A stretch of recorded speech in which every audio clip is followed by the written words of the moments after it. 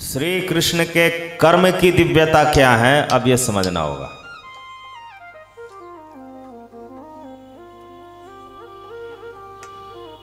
इस संसार में मनुष्य जो कर्म करता है वह कर्म माया के 3 गुणों से प्रेरित होकर के किया जाता है।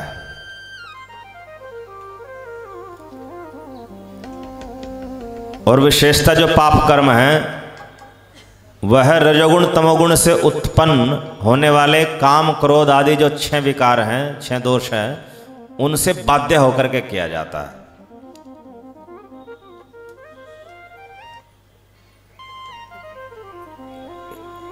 श्रीमद् भगवद गीता में 3रे अध्याय में श्री अर्जुन ने प्रश्न पूछा,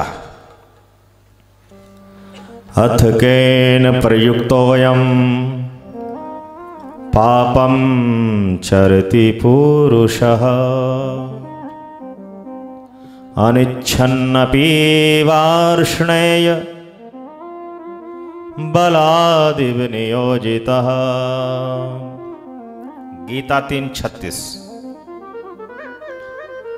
अर्जुन जी ने प्रश्न पूछा, हे श्री कृष्ण, यह मनुष्य किसके द्वारा प्रेरित होकर न चाहते हुए भी बलपूर्वक बाध्य किए हुए की भांति पाप का आचरण करता है। अथ केन प्रयुक्तोऽयं पापम चरति पुरुष। ये मनुष्य किसके द्वारा प्रेरित होकर पाप का आचरण करता है? अनिच्छन्नपि, एक सभ्य मनुष्य की तो इच्छा भी नहीं होती पाप करने की। अनिच्छन्नपि, फिर भी न चाहते हुए भी, वार्ष्णेय, हे वृषणिवंशी श्री कृष्ण, बलादिव नियोजित, वह इस प्रकार पाप कर्म करने के लिए बाध्य हो जाता है मानो कि उसको कोई बलपूर्वक बाध्य कर रहा है।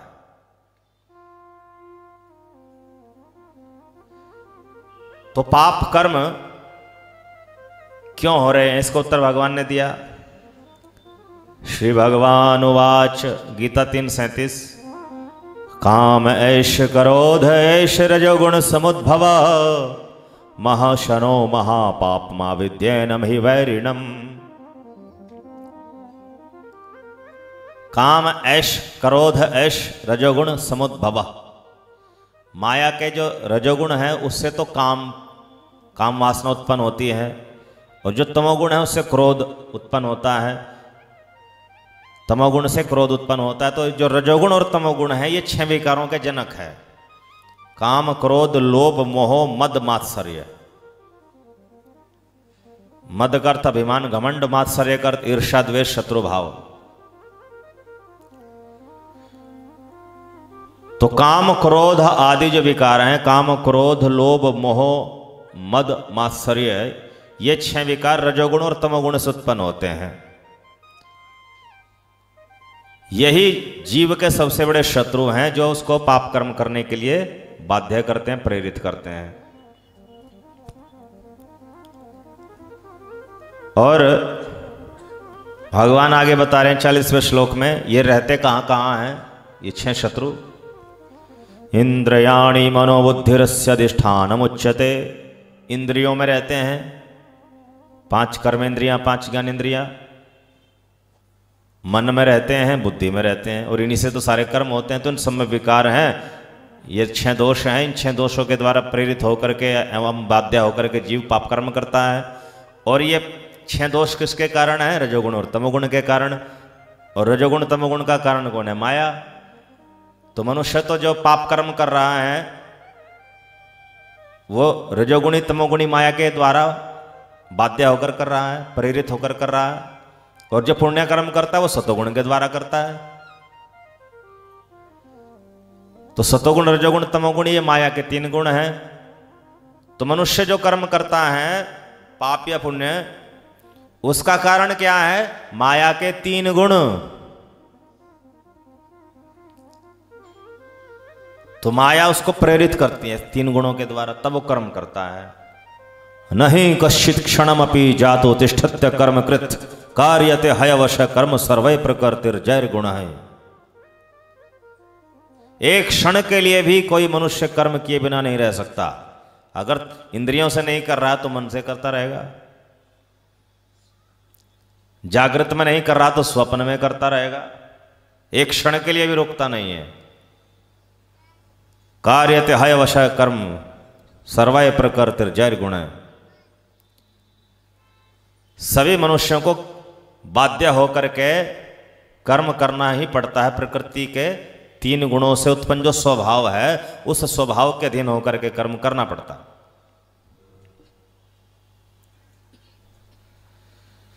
तो मनुष्य इस संसार में कर्म क्यों करता है? प्रकृति के 3 गुणों से बाध्य होकर, माया के 3 गुणों से बाध्य होकर।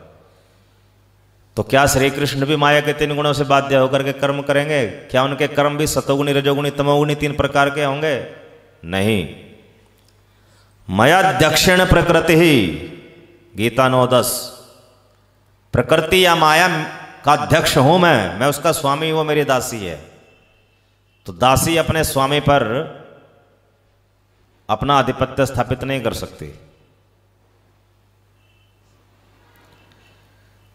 भगवान तो यहां तक कह रहे हैं, मामेव ये प्रपद्यन्ते माया में ताम तरंतिते, गीता 7:14। जो मेरी शरण में आ जाता है वो भी माया को पार कर जाता है।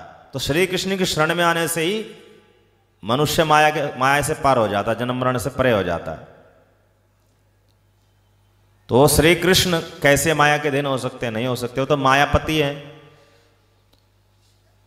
तो इसका अर्थ हुआ श्री कृष्ण जो कर्म करते हैं वो मायाधीन नहीं है, काल के अधीन नहीं है, वो स्वेच्छामय है।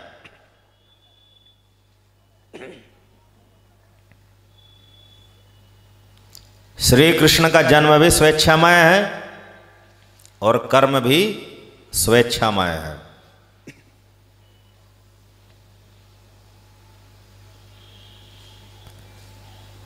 तो भगवान श्री कृष्ण के कर्म मायाधीन नहीं है, स्वेच्छामय है। तो जो स्वेच्छामय कर्म है, मनुष्य के कर्म स्वेच्छामय नहीं होते, वो उसके प्रकृति के 3 गुणों के अनुसार होते हैं। सतोगुण के प्रभाव में है तो सात्विक कर्म की इच्छा करेगा, रजोगुण के प्रभाव में है तो राजसिक कर्मों की इच्छा करेगा, तमोगुण के प्रभाव में है तो तामसिक कर्मों की इच्छा करेगा। तो भगवान तो त्रिगुणातीत है, हरिर्हि निर्गुणः। निश्चय ही श्री हरि, श्री कृष्ण, श्री राम, श्री विष्णु निर्गुण है, 3 गुणों से परे हैं। तो 3 गुणों से परे हैं तो वो सतोगुणी, रजोगुणी, तमोगुणी कर्म करने की इच्छा नहीं करेंगे। तो जो कर्म न सतोगुणी, न रजोगुणी, न तमोगुणी, वो निर्गुण कर्म है। तो निर्गुण कर्मों को दिव्य कर्म कहते हैं और दिव्य कर्म को लीला कहते हैं। कृष्ण लीला, राम लीला, इसका अर्थ है कि वो कर्म नहीं है, दिव्य कर्म है, निर्गुण त्रिगुणातीत कर्म है, इसलिए वो लीला कहलाते हैं। अब एक प्रश्न उठता है कि भगवान की जब लीला धरती पर होती है तो उनके जो परिकर होते हैं पार्षद, वो भी कर्म करते हैं। परम धाम में तो माया है नहीं, काल है नहीं, वहां उनके परिकर भी कर्म करते हैं। तो क्या उनके परिकरों के कर्म भी लीला है? वो तो दिव्य है, त्रिगुणातीत है, मायातीत है। परिकरों के कर्म भी, भक्तों के कर्म भी, परम धामवासियों के, तो क्या वो भी लीला है? उनके परिकरों के जो कर्म हैं वो कृष्णेच्छामय है। भौतिक जीवों के कर्म जो है मायेच्छामय है, मायेच्छा, माया की इच्छामय, अर्थात माया के अधीन होते हैं। और परिकरों के कर्म या मुक्त भक्तों के कर्म वो कृष्णेच्छामय होते हैं, कृष्ण की इच्छा के अनुसार होते हैं, स्वेच्छामय नहीं होते। केवल कृष्ण के हरि के कर्म ही स्वेच्छामय होते हैं। तो जो स्वेच्छामय दिव्य कर्म होते हैं, स्वेच्छामय त्रिगुणातीत कर्म होते हैं, उन्हीं को लीला कहते हैं। हरे कृष्ण कृष्ण कृष्ण हरे हरे, हरे राम राम राम हरे हरे। तो लीला शब्द की परिभाषा क्या निकल के आई? स्वेच्छामय दिव्य कर्म को लीला कहते हैं। अब कोई भी जीव बद्ध अवस्था में तो दिव्य कर्म कर नहीं सकता, तो 3 गुणों के अधीन होकर के करेगा। और जो मुक्त आत्माएं हैं, साधन सिद्ध भक्त या नित्य सिद्ध भक्त हैं, वे दिव्य कर्म तो करते हैं, किंतु वो स्वेच्छामय नहीं होते। तो केवल हरि के कर्म ही, हरि के दिव्य कर्म ही स्वेच्छामय होते हैं। तो तात्पर्य यह हुआ कि श्री हरि के, श्री कृष्ण के, श्री राम के, श्री विष्णु के, भगवत अवतारों के स्वेच्छामय दिव्य कर्मों को लीला कहते हैं। हरे कृष्ण कृष्ण कृष्ण हरे हरे, हरे राम राम राम हरे हरे, हरे कृष्ण कृष्ण कृष्ण हरे हरे, हरे राम राम राम हरे हरे, हरे कृष्ण कृष्ण कृष्ण हरे हरे, हरे राम राम राम हरे हरे, हरे कृष्ण कृष्ण कृष्ण हरे हरे, हरे राम राम राम हरे हरे। ओ हरे कृष्ण कृष्ण कृष्ण हरे हरे, हरे राम राम हरे हरे, हरे कृष्ण कृष्ण कृष्ण हरे हरे, हरे राम राम राम हरे हरे। ओ हरे कृष्ण कृष्ण कृष्ण हरे हरे, हरे राम राम हरे हरे, हरे कृष्ण कृष्ण कृष्ण हरे हरे, हरे राम राम हरे हरे।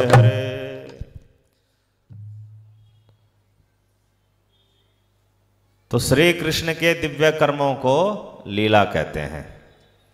अब हम लीला तत्व का शुभारंभ करते हैं, और भागवत के 10वें स्कंद में लीलाएं ही लीलाएं हैं। अब ये जानना पड़ेगा कि श्री कृष्ण की जो लीलाएं हैं वो परम धाम में भी होती हैं, और इस भूलोक पर जो ब्रजमंडल है, इस ब्रजमंडल में भी होती हैं, द्वारका में भी होती हैं। श्री कृष्ण की लीला की बात कर रहे हैं। राम जी की लीला अयोध्या धाम में होती है। तो अयोध्या हो, द्वारका हो, मथुरा मंडल हो, ब्रजमंडल हो, इनकी दोहरी स्थिति है। ये परम धाम में भी है और भूमंडल पर भी है। तो भूमंडल पर ये गुप्त रूप से रहते हैं। अयोध्या धाम, द्वारका धाम, ब्रजमंडल, मथुरा, ये परम धाम में तो दिव्य सच्चिदानंद रूप में, प्रकट रूप में है, प्रत्यक्ष रूप में है। और यहाँ भूमंडल पर जो पृथ्वी है, उस पृथ्वी में जो है गुप्त रूप से रहते हैं, गुप्त रूप से दिखते नहीं है। जब भगवान के अवतार का समय होता है तो प्रकट हो जाते हैं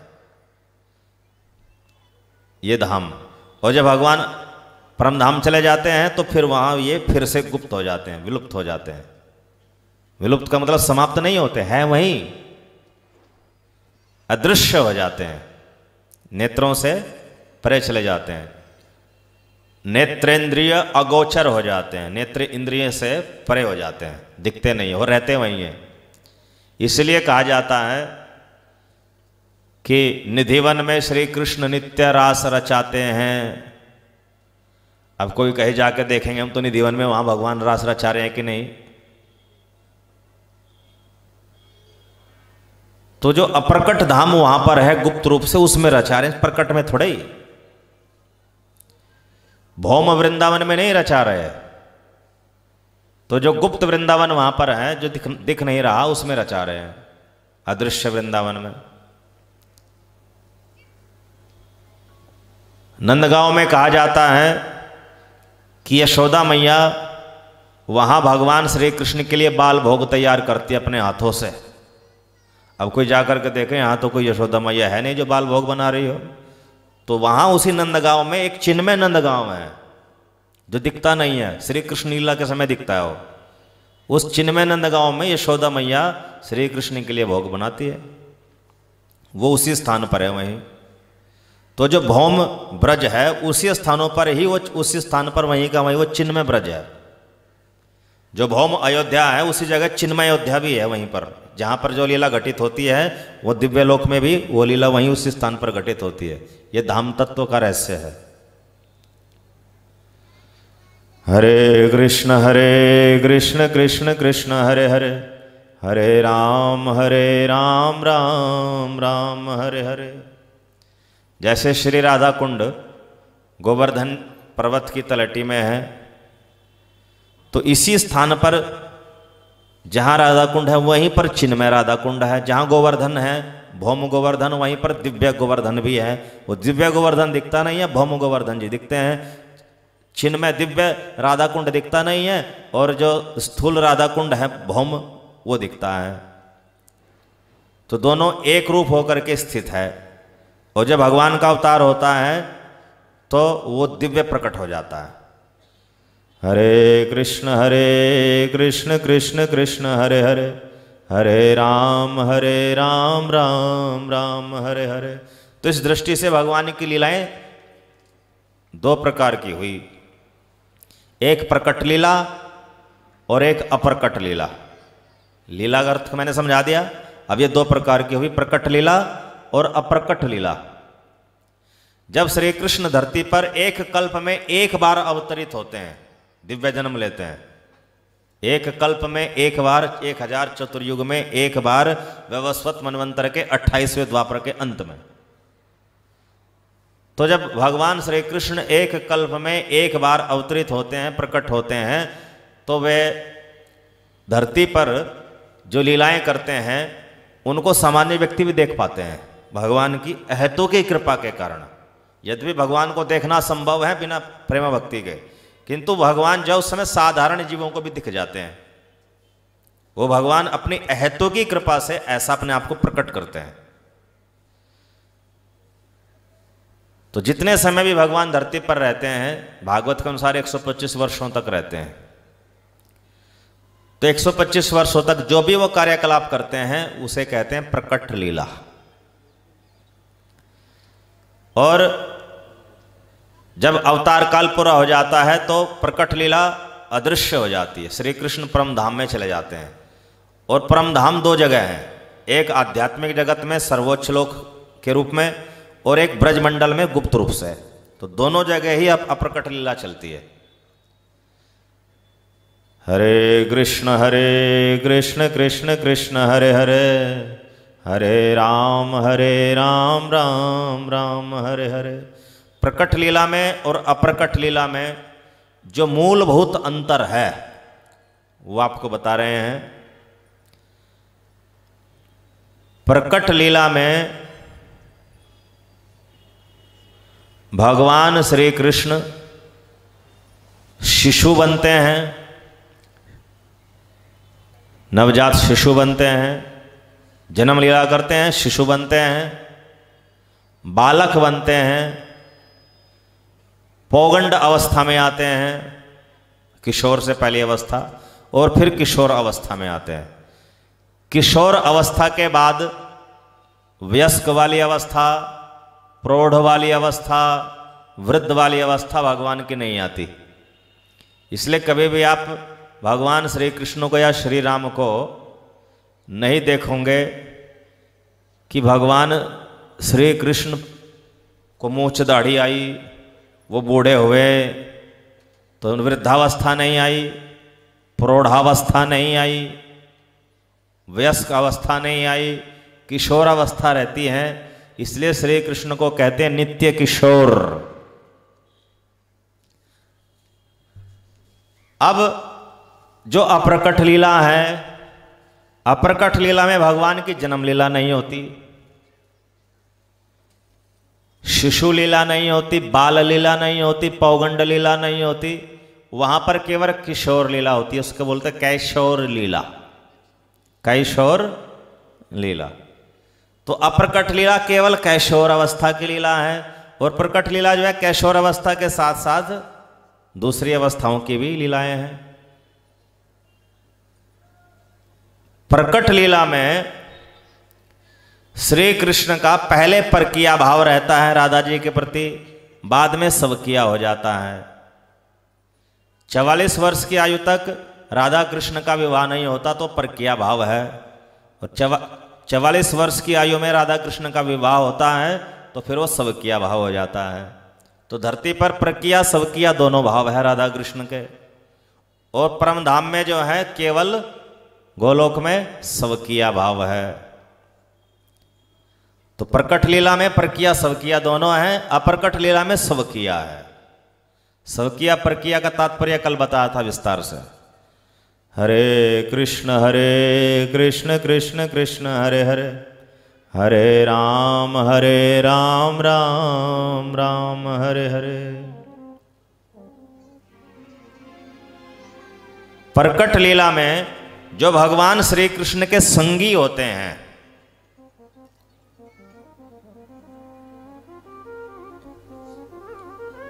उनमें साधन सिद्ध भी होते हैं।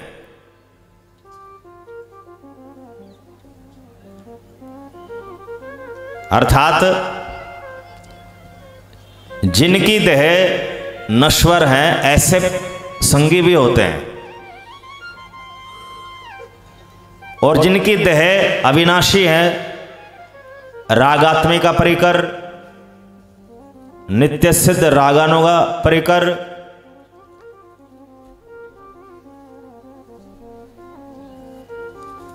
तो ऐसे अविनाशी देह वाले परिकर भी होते हैं। किंतु अविनाशी देह वाले जो परिकर हैं उनका शरीर योग माया के द्वारा ऐसे प्रदर्शित होता है जैसे को साधारण गोपी ग्वाल साधारण मनुष्य होते हुए दिव्य हैं। जैसे देवकी वसुदेव नंद यशोदा पांडव ये सब देखने में मनुष्य जैसे लगते हैं, किंतु उनके शरीर भगवान की तरह ही सच्चिदानंद होते हैं, मरते नहीं हैं। हरे कृष्ण कृष्ण कृष्ण हरे हरे, हरे राम राम राम हरे हरे। तो प्रकट लीला में जड़ देहधारी साधन सिद्ध परिकर भी होते हैं और चिन्मय देहधारी भी होते हैं। अप्रकट लीला में केवल चिन्मय देहधारी दिव्य देहधारी ही होते हैं। अप्रकट लीला को कोई अज्ञानी मायाबद्ध जीव देख नहीं सकता, लेकिन प्रकट लीला को मायाबद्ध जीव भी देख लेते हैं भगवान की अहेतु की कृपा से।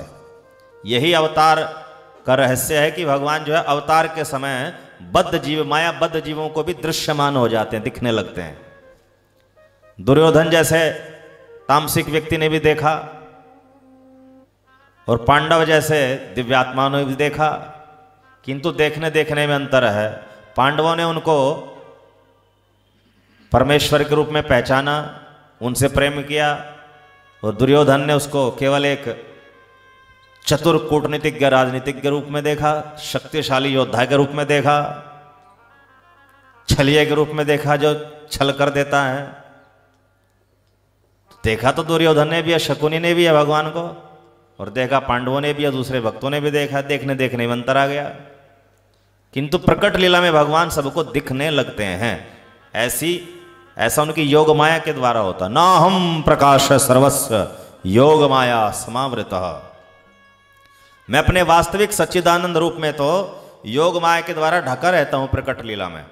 तो मेरे जो शुद्ध भक्त है, प्रेमी भक्त है, वो देख पाते मेरे वास्तविक रूप को। किंतु जो मायाबद्ध जीव है, दिखता मैं उनको भी हूं, किंतु वे मुझे सच्चिदानंद रूप में नहीं देख पाते, पंचभौतिक तरह ही दिखता है। हरे कृष्ण कृष्ण कृष्ण हरे हरे, हरे राम राम राम हरे हरे। तो ये दो प्रकार की लीला हुई, प्रकट लीला और अप्रकट लीला। तो जो श्रीमद् भागवत का भागवत शास्त्र है, ये प्रकट लीला का शास्त्र है। इसमें अप्रकट लीला के विषय में कोई विशेष विवरण नहीं है, केवल सांकेतिक परिचय है। प्रकट लीला में और अप्रकट लीला में एक अंतर यह भी होता है कि प्रकट लीला सीमित होती है, गिनती की होती हैं। होगी भागवत में 100-150 लीलाएं भगवान श्री कृष्ण की, किंतु अप्रकट लीला में असंख्य लीलाएं होती हैं जिनको गिना भी नहीं जा सकता। तो अगर उन समस्त लीलाओं को लिखे तो करोड़ों अरबों श्लोक संख्यक भागवत महापुराण बनाना पड़ता वेद व्यास जी को, क्योंकि वहां तो लीलाएं अनंत है। गोलोक में तो, परम धाम में तो अप्रकट लीला, तो भांति भांति की लीलाएं होती रहती हैं, नित्य नवीन भिन्न भिन्न प्रकार की। तो अप्रकट लीला असंख्य हैं और प्रकट लीला सीमित है। हरे कृष्ण कृष्ण कृष्ण हरे हरे, हरे राम राम राम हरे हरे। तो भागवत प्रकट लीला का शास्त्र है, इसमें प्रकट लीलाओं का ही विवरण है। इन प्रकट लीलाओं में भी, इन प्रकट लीलाओं को भी स्थान भेद से 2 भागों में बांटा गया है, ब्रजलीला, पुरलीला। एक साथ मिला करके कहते हैं ब्रजपुर लीला। भागवत दशम स्कंद की लीला को कहते हैं ब्रजपुर लीला। तो 11 वर्ष 52 दिन तक भगवान श्री कृष्ण ब्रज में रहे, तो ये ब्रजलीला। और फिर मथुरा शेष बाद की लीलाएं जो है मथुरा में और द्वारका में हुए, दोनों पुर है, पुरकर्त नगर, तो वो पुर लीला कहलाती है। स्थान भेद से लीलाएं 2 प्रकार की हुई, ब्रज लीला, पुर लीला। अब इन ब्रज लीला में भी और पुर लीला में भी 2 प्रकार की लीला होती हैं, पुनः 2 प्रकार के भेद हैं। एक को कहते हैं नित्य लीला और दूसरे को कहते हैं नैमित्तिक लीला। तो श्री कृष्ण की प्रकट लीला भी 2 प्रकार की होती हैं, नित्य लीला और नैमित्तिक लीला। जो श्री कृष्ण लीला उनकी किसी अवस्था विशेष में प्रतिदिन रिपीट होती है, जिसकी प्रतिदिन पुनरावृत्ति होती है, उसे कहते हैं नित्य लीला। अर्थात जैसे भगवान की शिशु लीला है, तो शिशु लीला में दूध पीना, हाथ पैर पटकना, इसकी पुनरावृत्ति होती है। उल्टी पलटी लगाना इधर उधर शैया पर। ऐसे बाल लीला में माखन चोरे लीला और बाल भोग लीला नित्य हैं। रोजाना ही जो है यशोदा मैया के हाथों से बाल भोग खाते हैं और माखन चोरी लीला भी करते हैं। तो माखन चोरी लीला की पुनरावृत्ति होती है, बार बार होती है। पौगंड लीला में भगवान श्री कृष्ण जो है वत्स लीला करते हैं,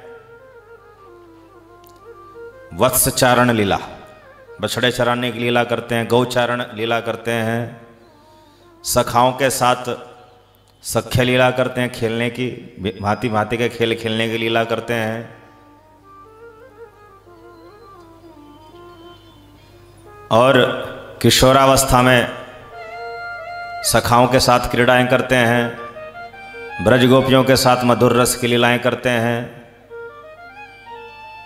गौचारण लीला करते हैं। तो ये उनकी नित्य लीला है जो बारंबार जिनकी आवृत्ति होती है। तो जिन लीलाओं की श्री कृष्ण की अवस्था विशेष में, चाहे शिशुअवस्था है, बाल अवस्था है, पौगंड अवस्था है, किशोरावस्था है, तो इन अवस्था विशेष में जो लीला बारंबार पुनरावृत्ति करती है, तो उन्हें कहते हैं नित्य लीला। किशोरावस्था की जो नित्य लीला है श्री कृष्ण की, उसको कहते हैं अष्टकालीय लीला।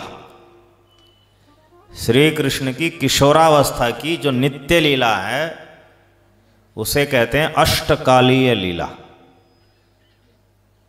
अर्थात 8 प्रहर होते हैं 24 घंटे में, तो हर एक प्रहर को एक काल कह दिया, इसलिए अष्टकाल अष्टकालीय। तो हर एक प्रहर में भगवान जो है अलग अलग प्रकार की लीला करते हैं और वो लीला फिर प्रतिदिन रिपीट होती है, उसकी पुनरावृत्ति होती है। हरे कृष्ण कृष्ण कृष्ण हरे हरे, हरे राम राम राम हरे हरे। तो नित्य लीला तो श्री कृष्ण की सामान्य दिनचर्या है। एक दूसरी होती है नैमित्तिक लीला, जो लीलाएं बारंबार नहीं होती, बस एक बार होती हैं, उन्हें कहते हैं नैमित्तिक लीला। और जब किसी न किसी उद्देश्य से, कारण से होती है, किसी विशेष उद्देश्य को लेकर के होती हैं, और जो एक बार ही होती है, बार बार नहीं होती, उन्हें कहते हैं नैमित्तिक लीला। हरे कृष्ण कृष्ण कृष्ण हरे हरे, हरे राम राम राम हरे हरे। किंतु एक दृष्टि से नैमित्तिक लीला भी नित्य लीला होती है, क्योंकि भगवान श्री कृष्ण एक कल्प में एक बार ब्रह्मांड में अवतरित होते हैं। तो जो नैमित्तिक लीला उन्होंने पहले करी थी वो अगले कल्प में भी करेंगे, फिर उससे अगले कल्प में भी करेंगे। तो ब्रह्मा जी के आयु काल में, ब्रह्मांड के आयु काल में 36,000 कल्प होते हैं, तो श्री कृष्ण का 36,000 बार अवतार होगा, तो वे एक ही लीला 36,000 बार रिपीट हो जाएगी। इस दृष्टि से वो नित्य हो गई, उसकी पुनरावृत्ति हो गई। दूसरा, एक ब्रह्मांड में जब श्री कृष्ण की लीला पूर्ण होती है, प्रकट लीला, तो किसी और दूसरे ब्रह्मांड में अवतरित हो जाते हैं, कभी तीसरे में अवतरित हो जाते हैं, कभी चौथे में अवतरित हो जाते हैं। तो वे लीलाएं फिर पुनरावृत्ति करती हैं। इसलिए नैमित्तिक लीला भी एक दृष्टि से नित्य लीला ही हुई। किंतु एक अवतरण काल में जो नैमित्तिक लीला है वो एक बार ही होती है। हरे कृष्ण कृष्ण कृष्ण हरे हरे, हरे राम राम राम हरे हरे। तो भागवत के 10वें स्कंद में श्री कृष्ण की नित्य लीलाओं का भी वर्णन है, अवस्था विशेष के अनुरूप, और नैमित्तिक लीलाओं का भी वर्णन है। तो यदि बात करें नित्य लीलाओं की, तो वे तो बड़ी कठिनता से 25% में होगी। 10वें स्कंद में 25% होगी। 75% जो है नैमित्तिक लीला ही है, जो एक बार घटित होगी, दोबारा फिर रिपीट नहीं होती।